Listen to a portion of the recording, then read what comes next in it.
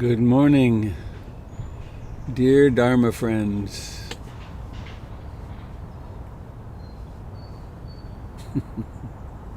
Welcome to Groundhog Day.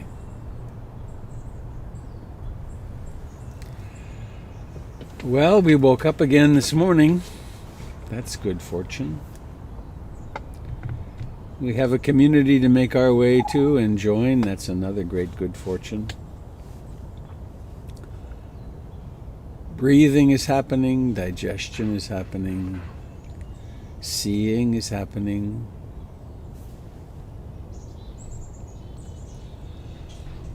It's the 21st, I think, of July, 2020. The year when COVID-19 came to land and changed everything. Or many things. I'm Robert Beatty. I'm coming to you from my cozy little tent in Eastern Beaverton, part of the Portland Insight Meditation Community outreach during this time when we can't use our beautiful center.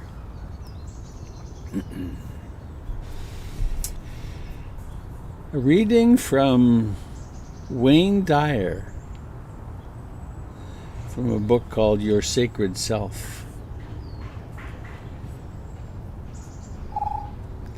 Conversation in the Womb, a parable of life after delivery. In the mother's womb were two babies. One asked the other, "Do you believe in life after delivery?" The other replied, "Why, of course, there has to be something after delivery. Maybe we are here to prepare ourselves for what we will be later." "Nonsense," said the first. "There is no life after delivery. What kind of life would that be?" The second said, "I don't know, but there will be more light than here. Maybe we will walk with our legs and eat from our mouths. Maybe we will have other senses that we can't understand now." The first replied, "That is completely absurd. Walking is impossible, and eating with our mouths, ridiculous. The umbilical cord supplies nutrition and everything we need. But the umbilical cord is so short. Life after delivery is to be logically excluded." The second insisted, "Well, I think there's something, and maybe it's different than it is here. Maybe we won't need this physical umbilical cord anymore." The first replied, "Nonsense. And moreover, if there is life, then why has no one ever come back from there? Delivery is the end of life. And in the after delivery, there is nothing but darkness and silence and oblivion. It takes us nowhere." "Well, I don't know," said the second, "but certainly we will meet Mother," capitalized, "and she will take care of us." The first replied, "Mother? You actually believe in Mother? That's laughable. If Mother exists, then where is she now?" The second said, "She is all around us. We are surrounded by her. We are of her. It is in her that we live. Without her, this world would not and could not exist." Said the first, "Well, I don't see her, so it is only logical that she doesn't exist." To which the second replied, "Sometimes, when you're in silence and you can focus and you really listen, you can perceive her presence. You can hear her loving voice calling down from above."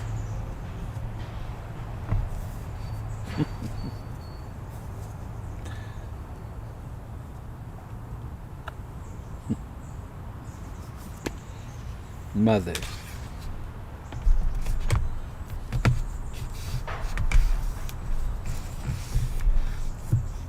Thank you to those persons who in this lifetime played the role of mother.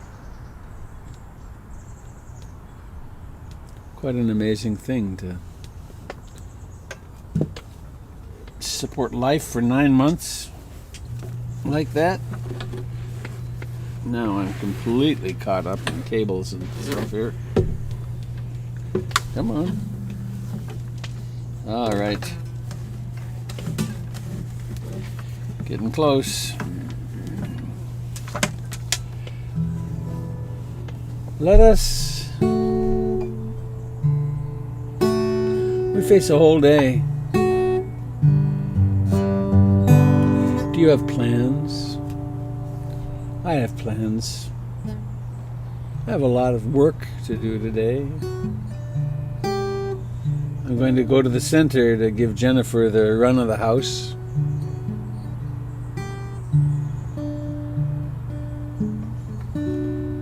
I wonder what of my plans will actually come to fruition. Every day that I have plans, there tends to be at least something that comes in and changes everything. So, in the face of all this unpredictability, in what shall we take refuge? Why not being awake? Taking refuge in the Buddha, the Dharma, and the Sangha. The way things actually are, and in the community of our friends, and the lineage of practice that comes down to us, of which we are part. I take refuge in the Buddha, the one who shows me the way in this life.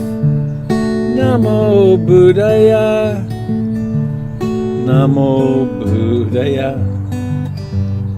Namo Buddhaya.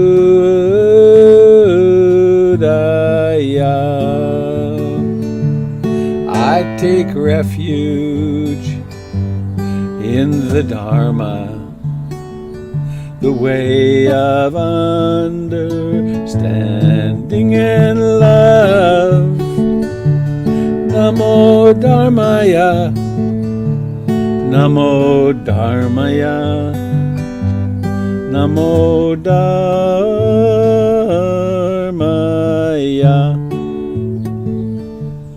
I take refuge in the Sangha,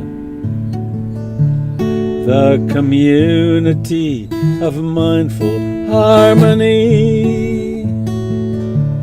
Namo Sangaya, Namo Sangaya, Namo Sangaya.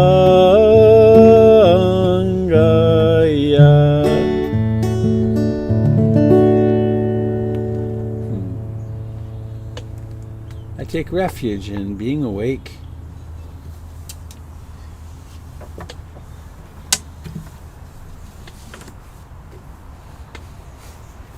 Acknowledging what truly happens.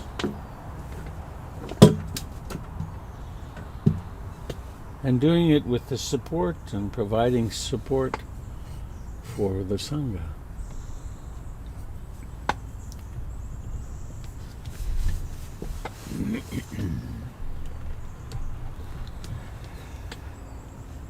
How wonderful to have the familiarity of a sort of ritual, gathering, a poem, a reminder of taking refuge.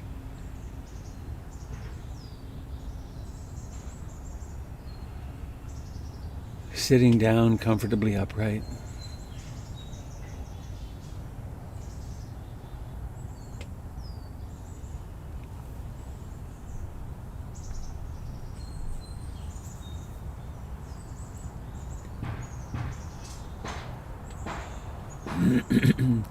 I will post the reading from this morning to the listserv, portlandinsight.org. No, if you're not on the listserv, go to portlandinsight.org and you can put yourself on.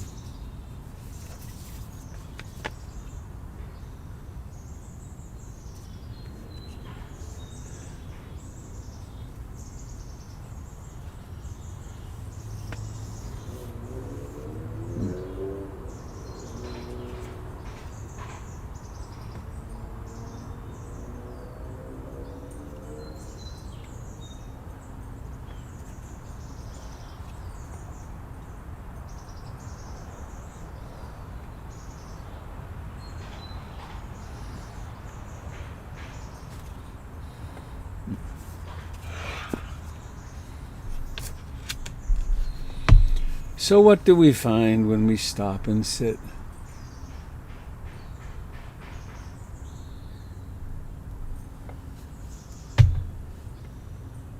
It's so familiar.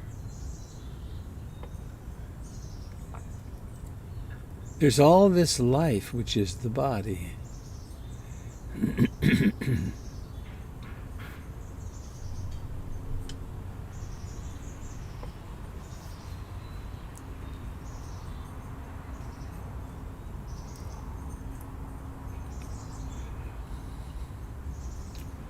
There's temperature, coolness, and warmth.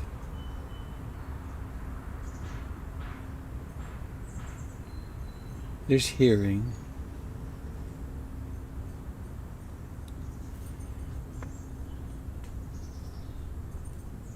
Sounds this mind creates a meaning of as someone hammering. The second new house within 100 yards, closer than that. They start early.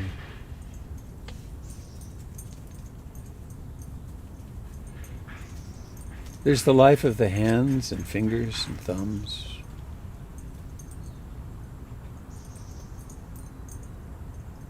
There's the life of the face.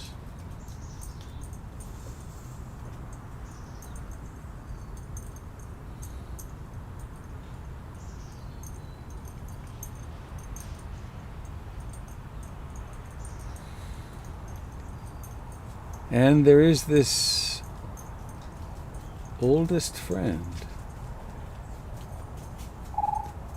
this breathing in and breathing out.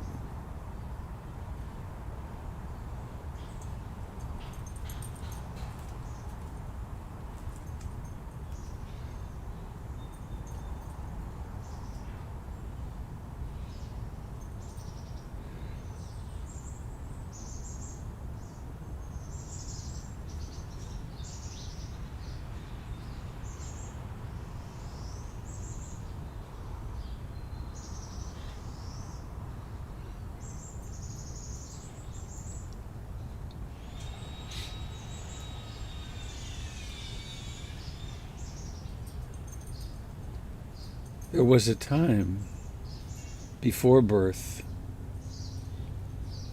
when your mother breathed for you.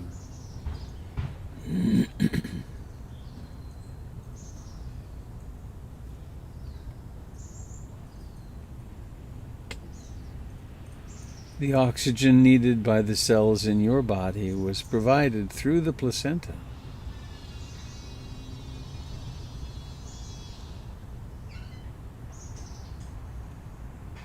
And then came that riotous moment of birth when suddenly the cord was clamped or cut. And there was a gasping. Your lungs inflated fully.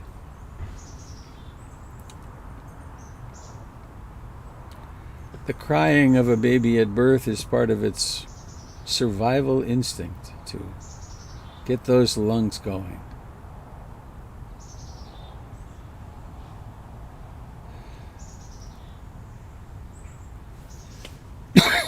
And all the way, since then till now, there has been one breath after another.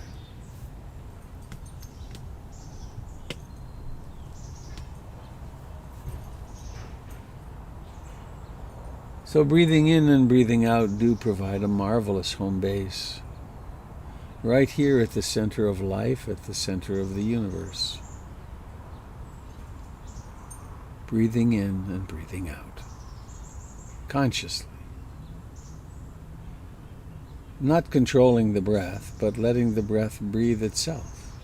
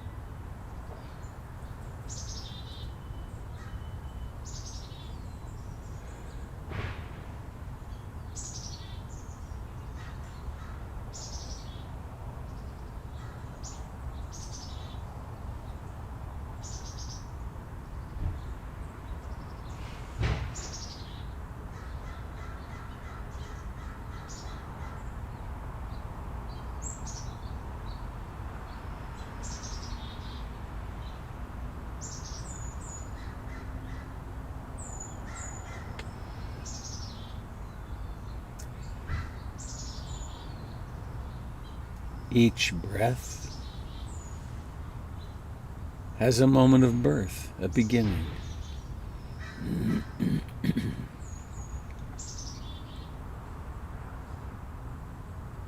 Just like each sound, just like each thought.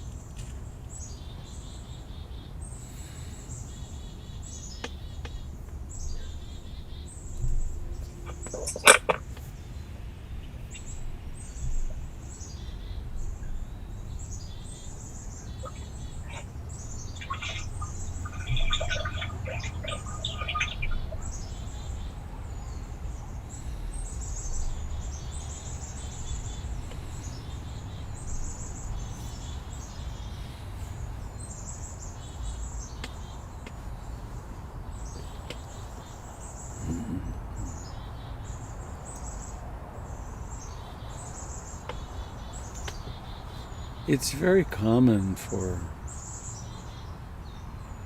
people undertaking meditation to act as though there was a battle with the mind,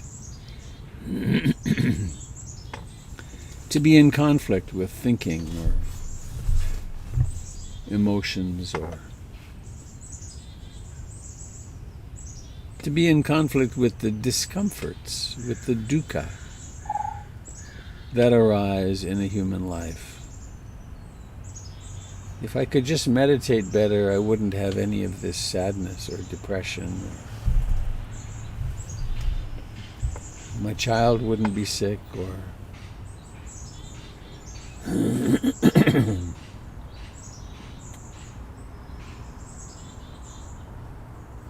the boy who jumped off the bridge wouldn't have died.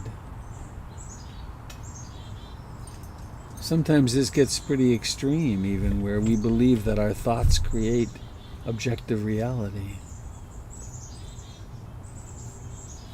This then leads to fear of thoughts.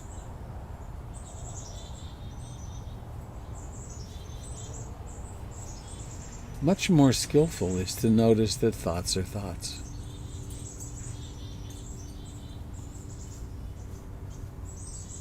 Some are pleasant, some are unpleasant, some are completely insane and off the wall, and some at least reflect sort of reality.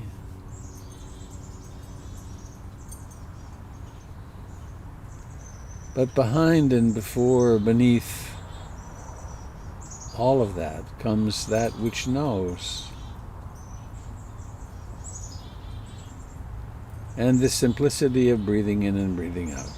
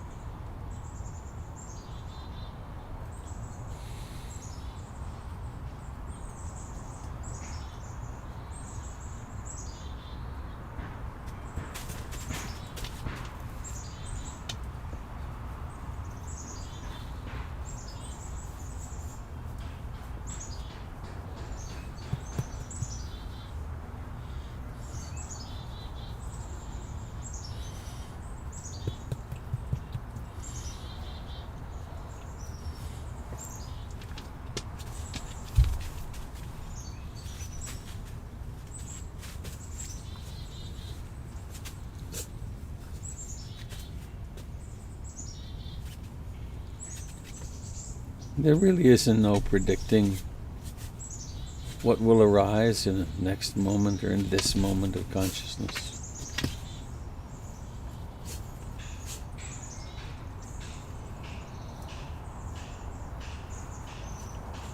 We chart a course toward concentration and ease. We do this by holding the intention of being with the very first beginning of the breath, staying with the sensations of in-breathing and out-breathing.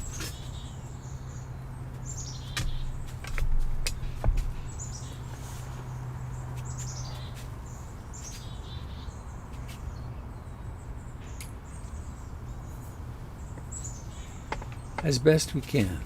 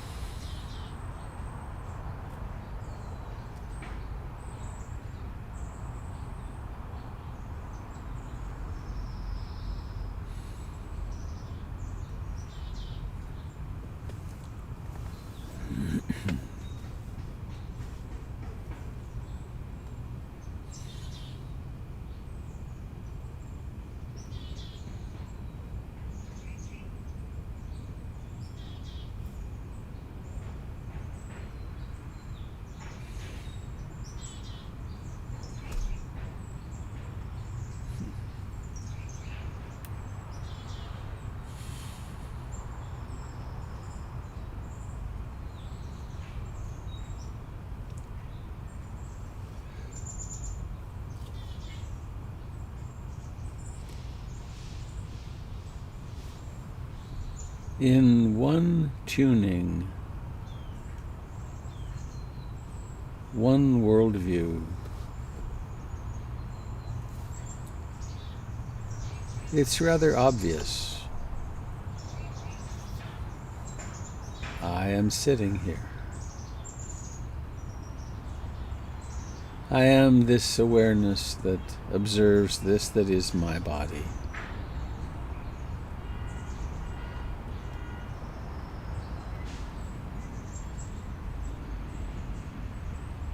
I am at the center of this, and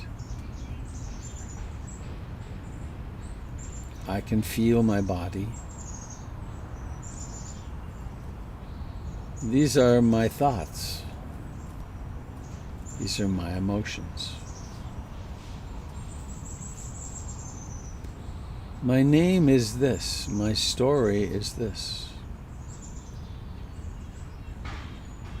My life history is this.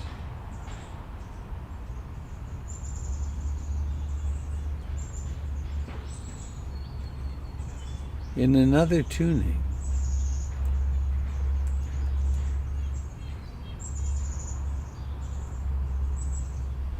let's release all this my and mine.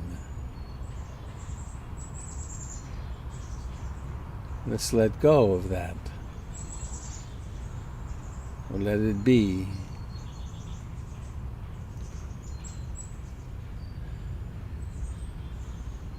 And very simply realize that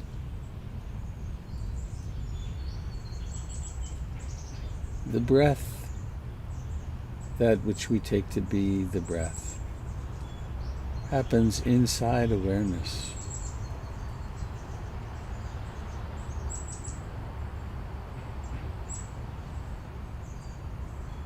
Notice that the body exists similarly inside this big mind, this vast awareness.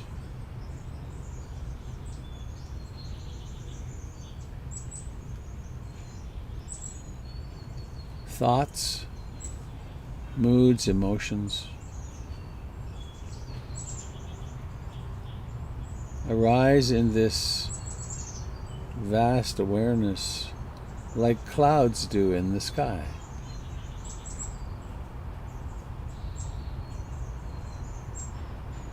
Notice any holding in that which normally is called my body. Any striving, any clenching of the forehead to be sure that there's enough tightness and effort. Recognizing it all to be happening inside of awareness.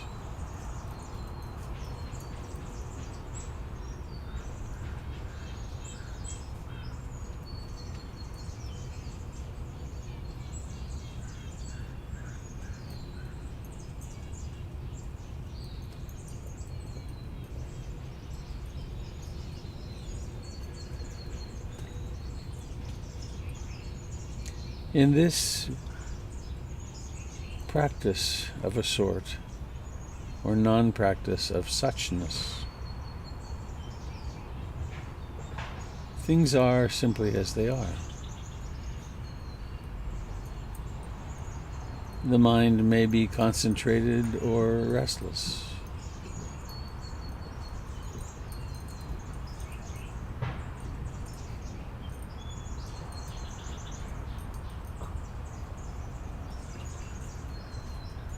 There might be tremendous ease, or there could be some contraction around a worry, some grief around a loss, or there could be waves of joy, piti, pleasure.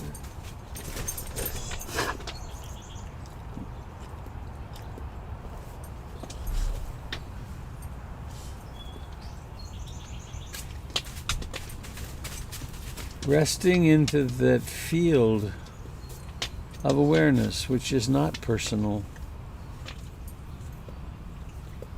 in which everything personal arises and disappears. We could call this love, in which there's room for everything. No clinging, no grasping, no pushing away.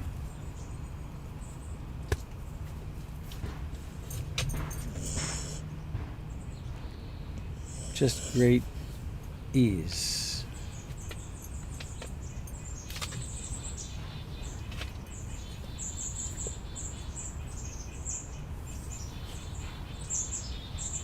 And you might call to mind the things that you are habitually worrying about these days. Politics, social justice, the climate.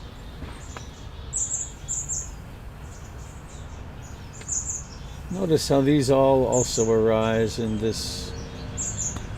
that which we're calling spaciousness, in awareness with no need to change anything.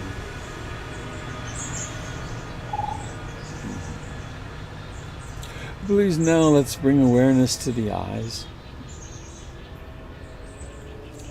That which we take to be the eyes.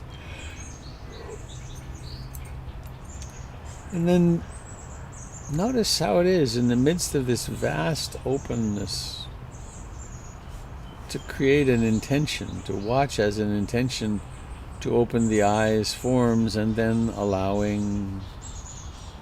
doing the effort of opening the eyes. And then seeing happens in this vast open spaciousness. And seeing in this instance the little large postage stamp size images of friends on the path. Seeing.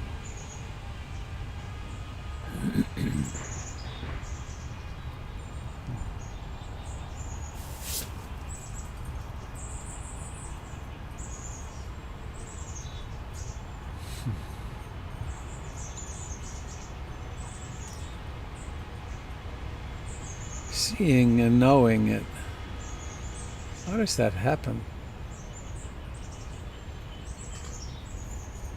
It doesn't require an I, me, mine to happen.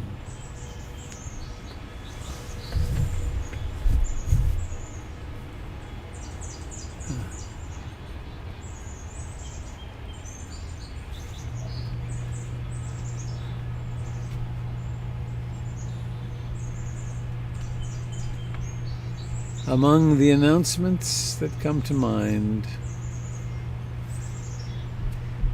I'm delighted to say that Mindfulness for a Happy Life, the book that has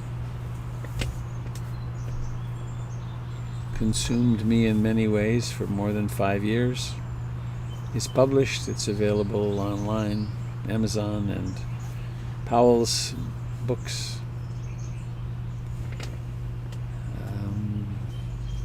On the 1st of August, which is very soon now, Candle Summers and I will be offering a day-long, morning till, I think it goes till 2 or 3, a day of sitting and walking meditation, and a chance to meet Candle as a teacher. And the reminder that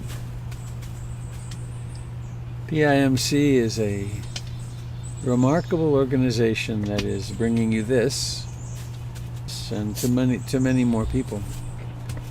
And so I invite you to, if you're not already, take the opportunity to make a contribution to PIMC, and best of all is to do a monthly contribution so that it really gives some stability.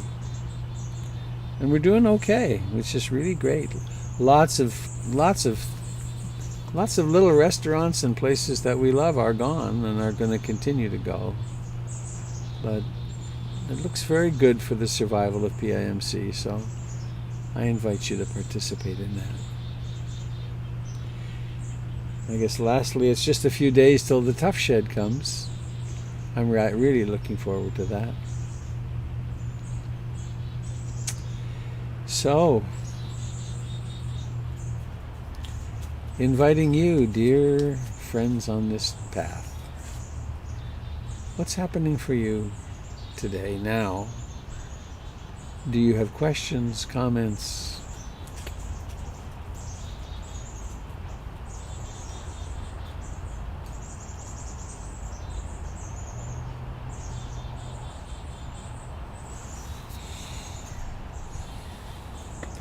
If you wish to speak, or if speaking wishes to happen,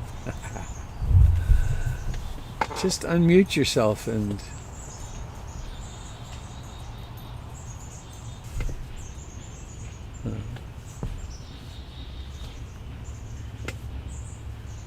hey Debbie, would you like to introduce us to that lovely young person who's with you?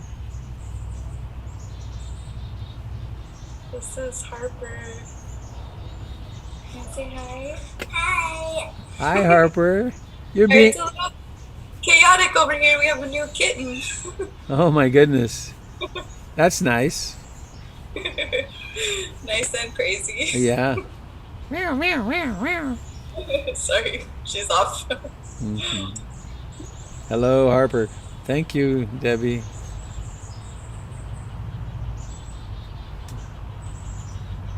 Hi, Robert. This is Therese.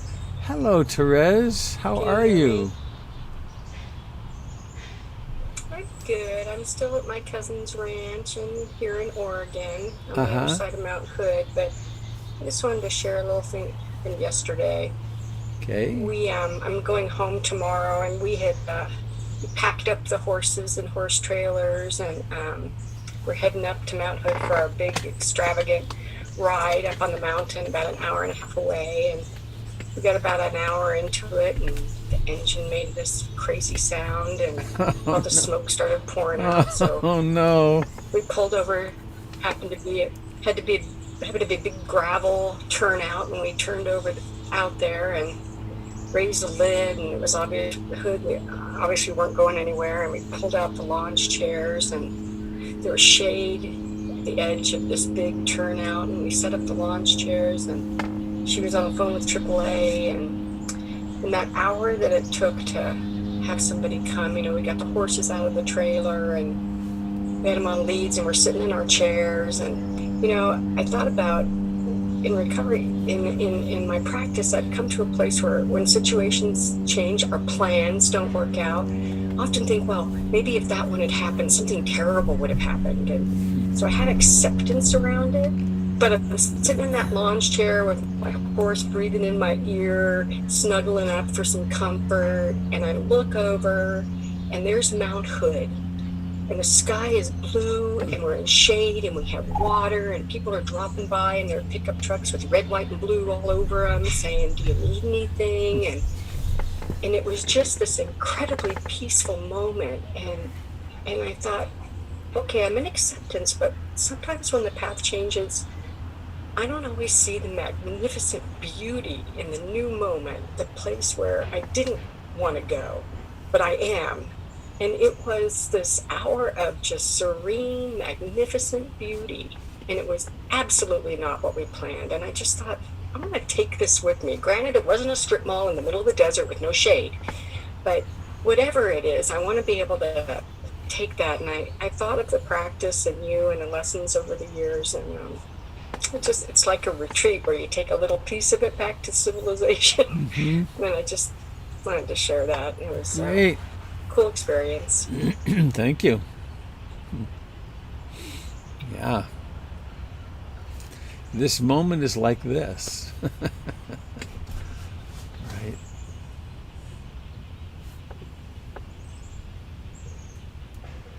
You could have created a lot of suffering over that. The old me would have been, 10 years ago, I would have been really upset about missing that ride. And Right. I don't feel that. The ride that would have changed everything. Finally, I would feel complete after that ride.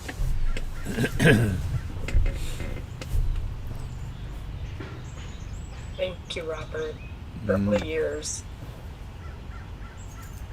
It's been a while, hasn't it? Must be 20 years or more that we've known each other.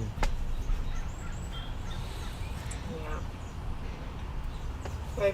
I've come to some of your weekend ones when you come up here, Hmm. and I've taken your practice with me. You know, I used a lot of your practice to teach in China, to guide meditations, and not teach, but guide meditations. And you have been with me in many ways through the years, so thank you. A pleasure.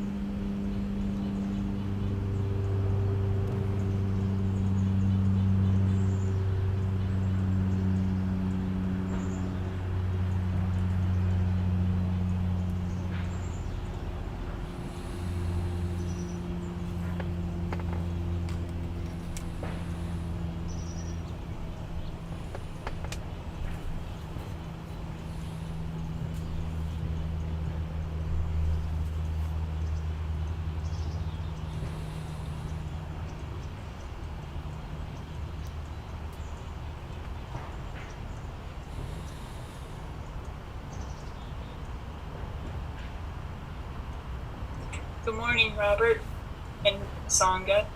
I hear a voice. This is Karen. Hello, Karen. Hello. So, I wondered if you could speak a little bit about, because I'm kind of getting it, but I keep getting trapped into the old story. Is like I called my brother yesterday, and he was really upset, and his wife and he were fighting, and he's got a medical issue, which I thought was better, but apparently it wasn't. And my old story is everything's my fault, and I need to fix everything, which I know is not right.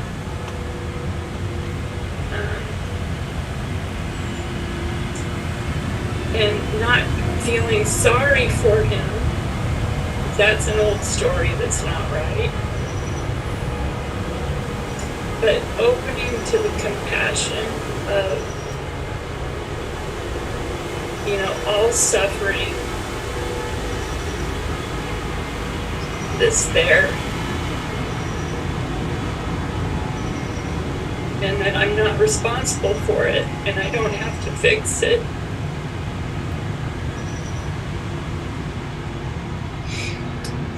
So I'm just trying to kind of be present to the suffering of the situation that he's in and that he feels. and I can be present with it, but I don't have any responsibility for it. If that makes any sense, Robert. Wow, I can hear how hurting you are right now, dear Karen. Are you the older sister? No, but Somehow or another, you've been cast as responsible. yeah.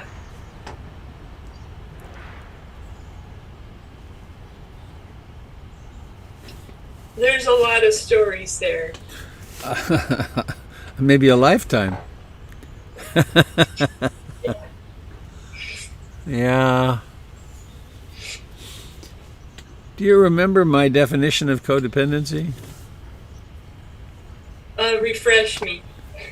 You know, I grew up in an alcoholic family, and when my dad died, I was in social work school, and I turned my entire social work program into studying about addiction. And then I worked in addiction treatment for 5 years at a treatment center. And and I learned some very sophisticated definitions. I can't remember them at all. But the one that sticks is this. A codependent is a person who, when she falls off a cliff, someone else's life flashes before her eyes. It says it all. It's like, oh no, my brother's suffering, I must. And so that we take it into ourselves and not in a helpful way. It doesn't help your brother for you to be suffering like this. So,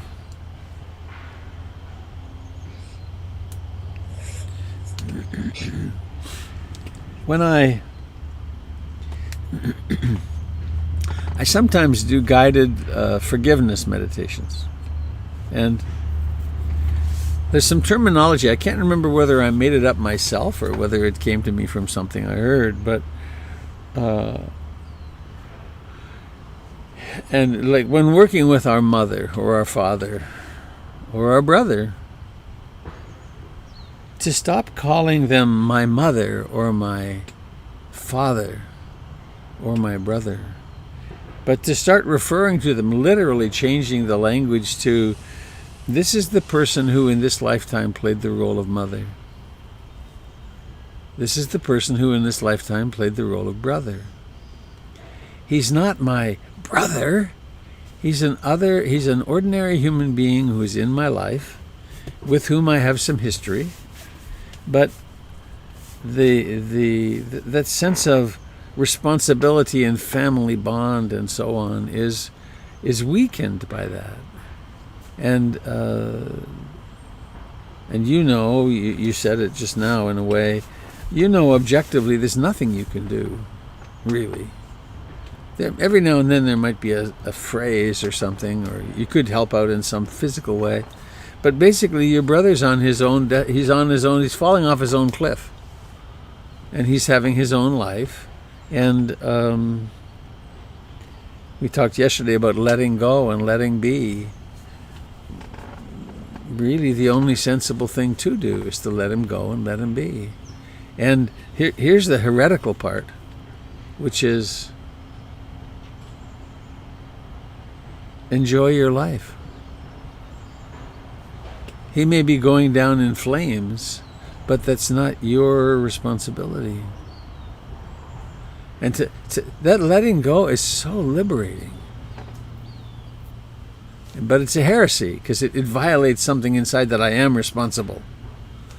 But that's one of the reasons. That's one of the great benefits of practice over time, is we start noticing the mind going to that sense of responsibility, and it's like, well, thank you very much. That's you're already. I'm telling you what you're already doing. I know. But to really let yourself off the hook, that's not your job. It's not only not your job, you can't help very much. And the biggest help you can do is to not engage sometimes. Maybe to engage in conversation, but not with the old, how can I help? How can I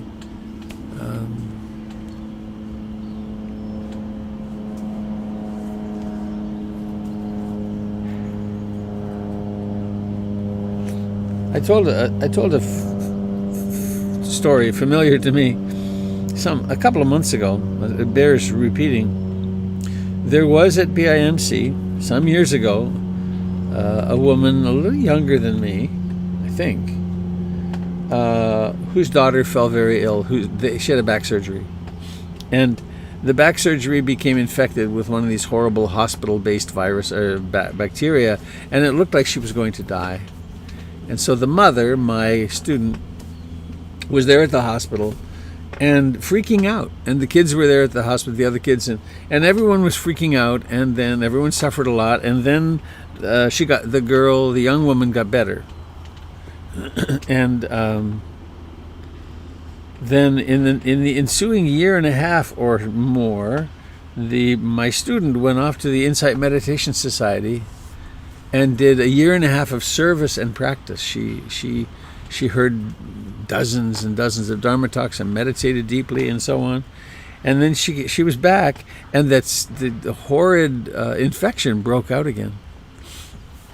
And this time she went to the hospital, and she was quite different because she had grown so much, and she was just as loving and just as present, more present than she had been before.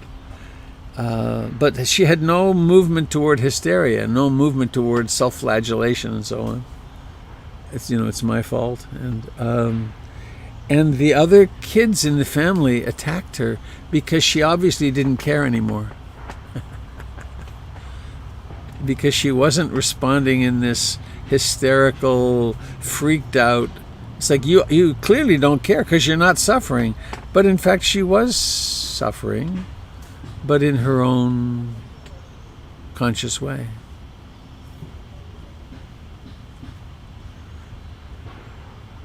And that reminds me of yet another thing. Is it okay if I go on a little bit more? I promised someone I don't think I did this. I promised someone, yeah, I did. I would tell this personal experience. In brief, yeah, I did. I was on a Stephen Levine retreat. A woman told the story of her daughter being abducted, raped, and killed. And she was very freaked out, just crying.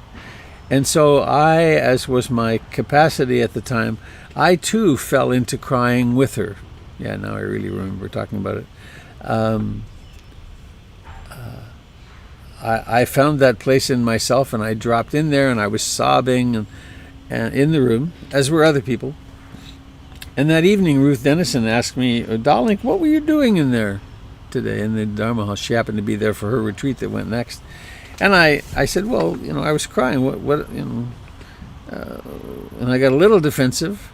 And then I said, what's wrong with that? And she said, well, you looked so comfortable. It looked so familiar to you. And then I said, well, what else could I do? And she said, well, the next time that happens, the next time the opportunity to fall into that emotion happens, don't. Just stay conscious, present. And there was an opportunity the next day, and it would have been so simple to go into that familiar old route, but I didn't. And it was an uncharted territory. And what emerged was a sense of deep compassion and caring for this person and for all the tragedies like this that happen. But it didn't have any of the sense of angst or anguish, or it was just what's true. And there may be a capacity of that for you and your brother. It might feel like you're betraying him to not go on the familiar old route, but it's that close. I mean, you're on the brink of simply not going on the trip.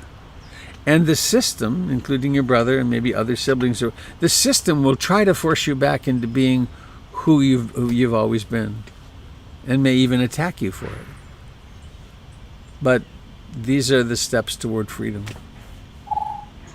Yeah, thank you, Robert. I think I have been at that place that you just spoke of, and yeah, that's what I'm going to try and meditate on, to get back to that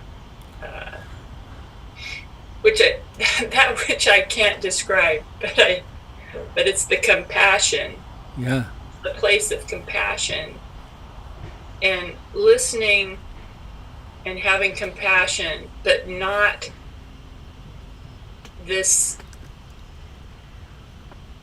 all this distortion on my end trying to fix, but just be present. Yeah. Thank you. And it happens 1 second to the next. It says, not going to go there. Thank you. And then you'll feel guilty. It's like, well, clearly I don't care. Well, maybe in this moment I don't care. Right? Maybe in this moment I have something else to do that's more entertaining. Am I allowed to do that? That's weird. Yeah.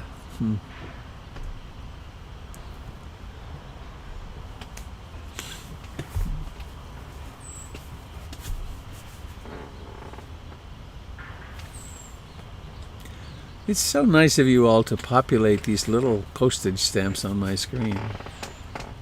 Be sure to check the chat, Karen. A couple of people have responded beautifully to your sharing.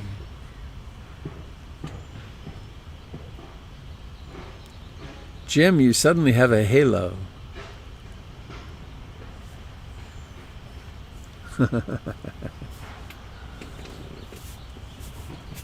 The sun has risen above the tree. It's coming in my window.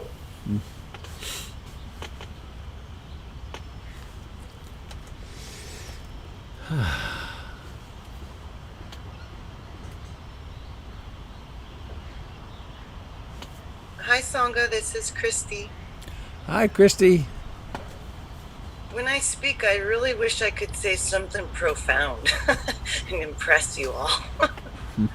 But, Who says you don't? yeah, maybe. I've been listening for a while now, and I've been trying to apply mindfulness, similar to what maybe Karen's going through, that I am a container for this hard information, this sad.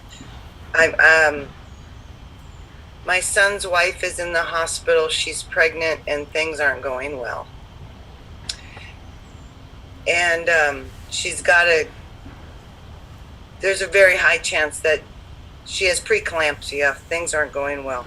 So my son is calling my husband and I, and my husband said, I don't know if I can handle this. And he's really upset. And I said, just have to try to be containers for his situation. And Robert, you had said something about being at a retreat, and you had gotten all sad and upset, and then it kind of made the listener, and I perceive this story as, then the listener then feels like they have to comfort you. And that resonated with me, because I'm a person who's quick to emotion, but I wouldn't want to take away from their situation with my own grief. And so we're trying to listen and reflect, and I think it's serving the situation really well. We appreciate that he's able to call us and talk to us about this. Doesn't want to do it with other people. The in-laws get too emotional, so they're not even talking to them because they don't want to deal with their grief. Yeah. So I'm really grateful, trying to be mindful and present, to listen to my son and not get caught up in my own sadness of how is this going to affect me, and how does it relate to me in this old situation in my life, which brings my old heaviness back onto it. It's so unnecessary. So,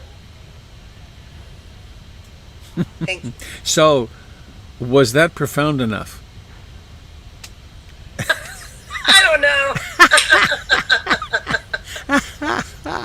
That sounds like quite a skillful approach to dealing with that with your son. It's such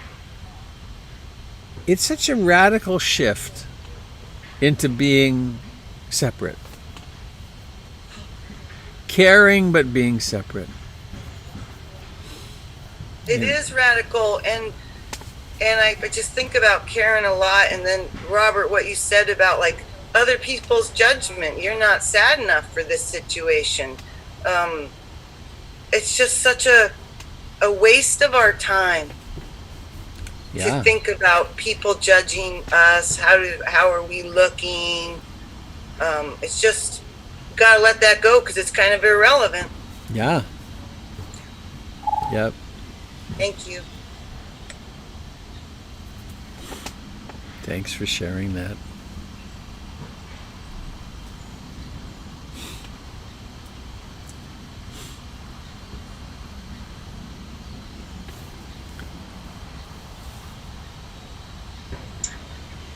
Hello, Robert.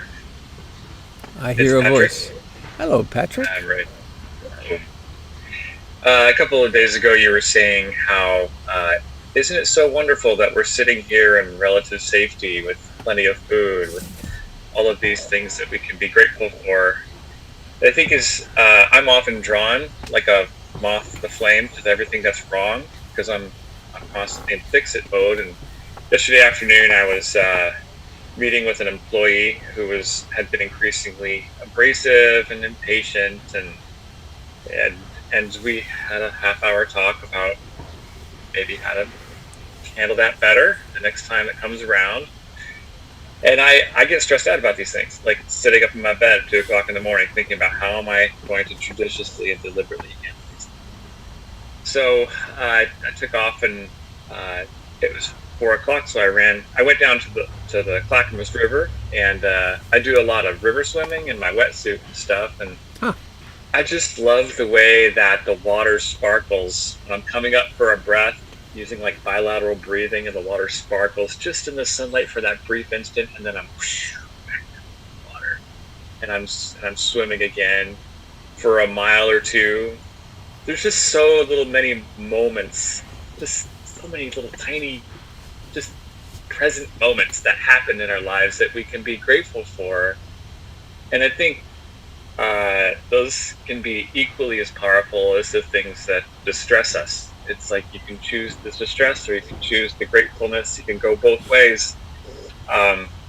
So anyways, I've been trying to think more about things that I'm really grateful for so I can get my thinking mind out of fix-it mode and stressed out mode, and just enjoy the great benefit of just being alive and functioning.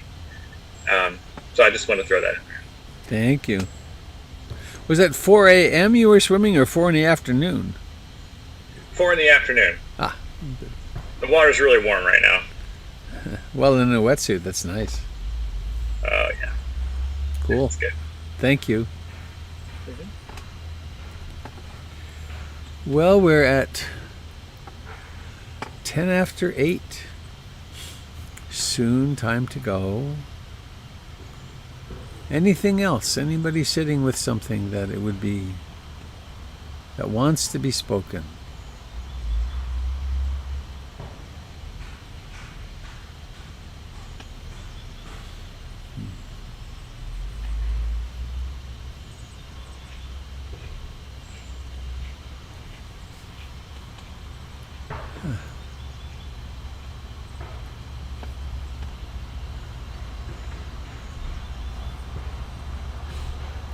Well, let's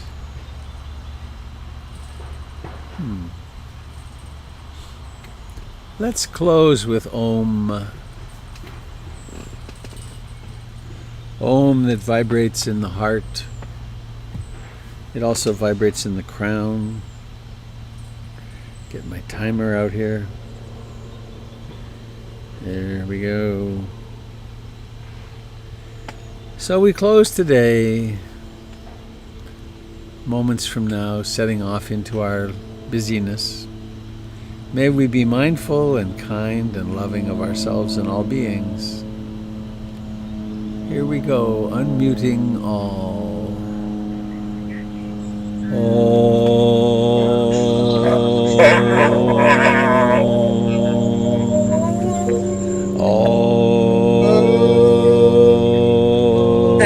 That's totally fair. It is a little sketchy.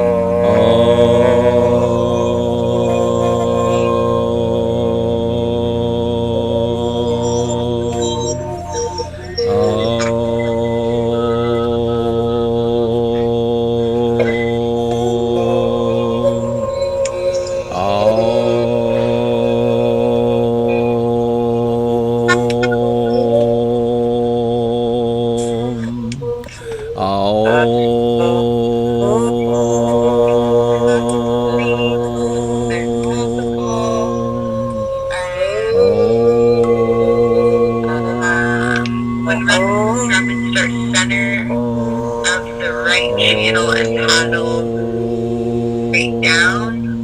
Stay away from the rocks in the center because reading about it and I'm kind of, I don't know, I'm a little sketched out. Thank you, dear friends. I agree with you. I agree with you. It's sketchy. Worlds collide. Have a beautiful day of mindfulness, everybody. Bye bye. Yeah, I don't remember. We've already rented the stuff, and it's for your birthday. And Bye, Bird. Well, we haven't rented an additional one for.